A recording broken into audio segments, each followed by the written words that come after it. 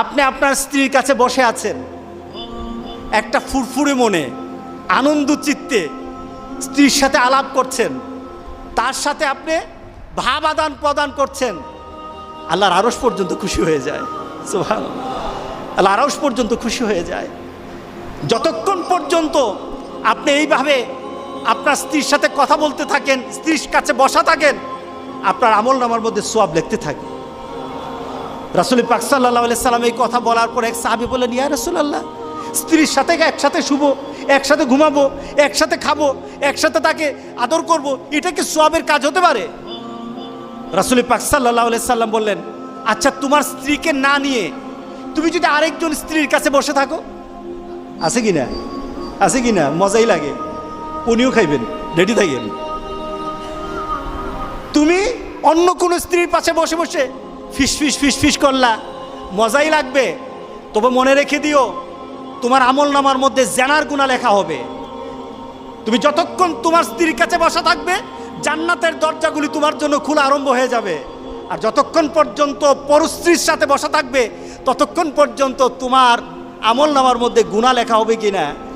সাহাবাই কেরাম বলেন, ইয়া রাসূলুল্লাহ, অন্য স্ত্রীর সাথে বসলে তো গুনাহ তো হবেই, তাহলে তার উল্টাটা তোমার হালাল বউর সাথে বসলে, তোমার হালাল যাকে হালাল করেছো তার সাথে বসলে সওয়াব হয়ে যাবে। সুবহানাল্লাহ, সুবহানাল্লাহ। চাষটলে বসতে ভাল লাগে, টিভি দেখতে ভাল লাগে, আরেকজনের ভাবিকে ডেকে ডেকে মুখের মধ্যে পানি এনে দেয়, ভাবি কেমন আছেন, বউকে বলো না, বউ তুমি কেমন আছো। শরম লাগে, শরম লাগে। রাসূল পাক সাল্লাল্লাহু আলাইহি সাল্লাম বললেন যে বিয়ের মাধ্যমে স্বামী এবং স্ত্রী, ছেলে এবং মেয়ের যৌনতাকে পবিত্র করা হয়। সুবহানাল্লাহ, সুবহান, কত সুন্দর কথা। স্ত্রীকে হেফাজত করা হয়, এই মেয়েকে সমাজের বিভিন্ন ধরনের খারাপ লুলুপ দৃষ্টি থেকে একটা মেয়েকে বাঁচানো হয়। কারণ একটা মেয়ে যখন একটা ছেলের আন্ডারে হালালভাবে বৈধ হয়ে যায় বিয়ের মাধ্যমে, তখন আর এই মেয়ের দিকে কেউ খারাপ দৃষ্টি দেয় না। কি বলেন? দেয় না। দেখুন ইসলাম কি বলছে, রাসূল পাক সাল্লাল্লাহু আলাইহি ওয়াসাল্লাম কিভাবে ব্যাখ্যা করছেন। রক্ষণাবেক্ষণ হয় মেয়েটাকে রক্ষণাবেক্ষণ করা হয়।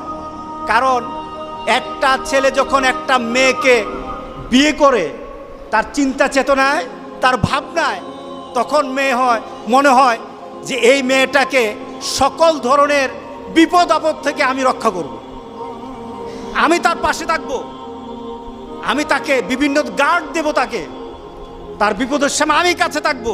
কি বলেন? বলে কি না? আপনার স্ত্রীর কাছে যদি কেউ